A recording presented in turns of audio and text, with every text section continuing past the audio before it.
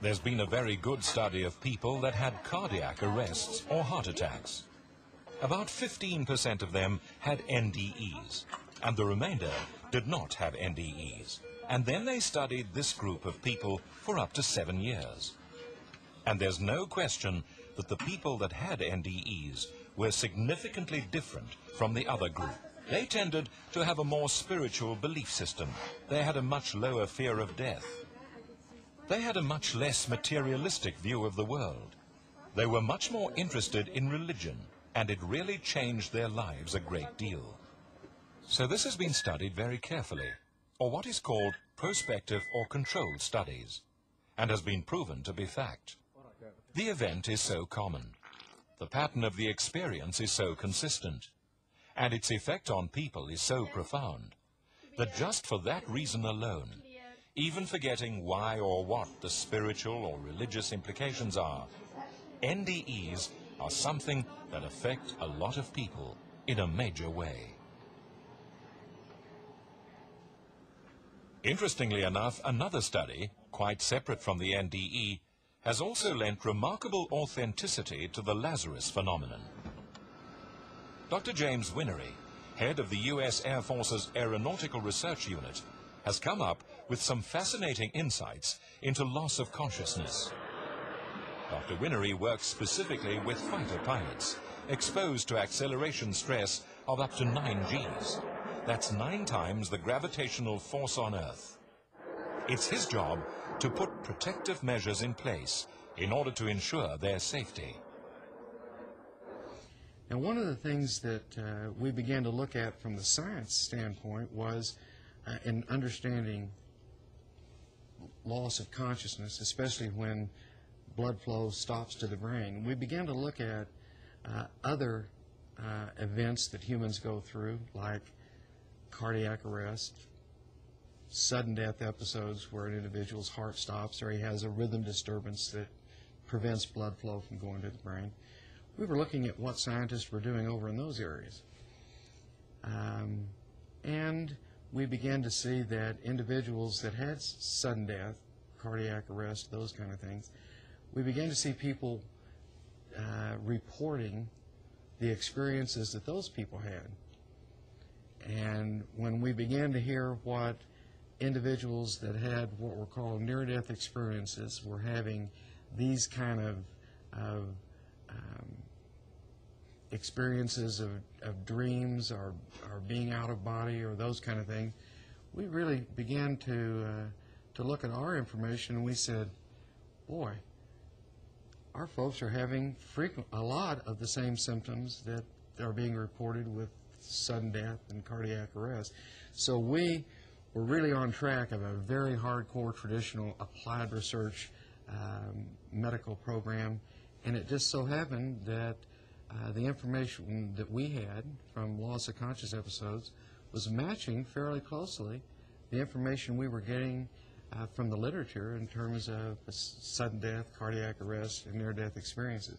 So we thought it would be interesting to the general scientific community to hear what our experiences were in completely healthy people having blood flow stop to their brain, losing consciousness, returning blood flow, consciousness returning. We thought that would be at least a slice of information that might help individuals that are investigating near-death experiences might be interested in. I think, as a traditional scientist, I think what our experiments really do is really lend tremendous credibility to what individuals that are having near-death experiences are saying. You really need to listen carefully, because our results suggest, incidentally coming late on the scene, that what these individuals are experiencing are reported very accurately. So I think our experiments really lend a lot of credibility to that. I don't think our experiments give the final answer. I think they give you a lot of insight into probably what's going on in the brain, but boy, and there are things that our experiments don't show. So you have to listen to those individuals that have had even more traumatic insults, of embarrassment of blood flow to their brain. They may well be experiencing things that we don't have, but the things that we're seeing certainly lends a lot of credibility to listen to what things they experience that we don't, that may truly give you insight into spiritual and other understandings of life and death and what we're all about. Research proves that near-death experience is legitimate. Nearly 12 to 15 million Americans have had NDE experiences.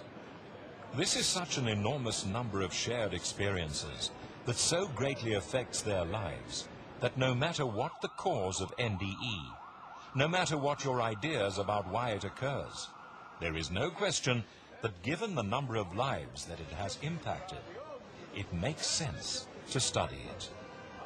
It's an incredible phenomenon, and again the implications are enormous.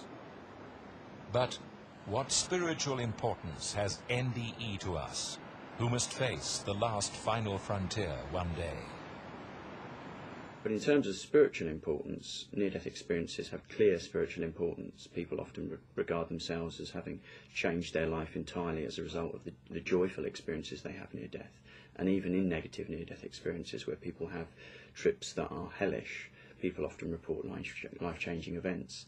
And arguably, even if it were brain chemical changes that were responsible for the actual near-death experience, and therefore it's a hallucination, the consequences could still be spiritual for someone. For mankind, the NDE phenomenon holds a message. Death is reality, and according to research and those who have witnessed heaven and hell through NDE experiences, we must think about our own lives. We will die as we live. What people are describing are very, very clear-cut, life-changing situations. Now, I think you mentioned you saw Ian McCormack, and when all's said and done, he's been travelling around the world for nearly 20 years. And he, like many, many of the others, recalls exactly what he saw, right to the very finest detail. And although he has been recounting his experience, and many others have as well, probably 2 or 3 or even 4 times a week for all these years, you can look at old videotapes, and what they described hasn't changed at all. It simply hasn't changed. And in fact, this event is the single event in their lives that they remember most clearly, unlike hallucinations. The other thing, of course, that these are life-changing events.